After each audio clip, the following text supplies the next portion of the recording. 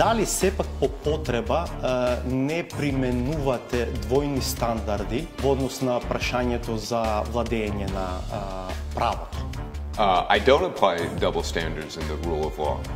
Сега некако сте воздржани. Дали тоа значи дека нема што да изабележите на актуелната влада? Look, we continue to care deeply about democracy. Последно интервју на амбасадорот Бејли пред заминување од земјава. Секоја година за 6% повеќе починати од рак на грлото на матката, а цели региони во земјава се без матичен гинеколог. Јас сум родена во Крушево, како и многу мои сограѓани, меѓутоа јас своите деца ги роди во Прилеп. Дополнително, третина од гинеколозите за најмногу 5 години ќе одат во пензија. Ова е најголемата закана во државата во моментот.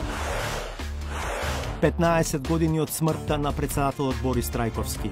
Истражителите тврдат дека лоцирале вина.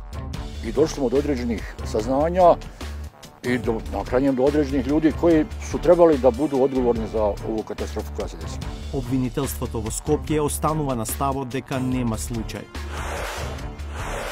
Кој беше Борис Трајковски и што може да се научи од неговото политичко наследство? Председателот Трајковски беше визионер. Прилично лесно преминуваше преку партиски линии.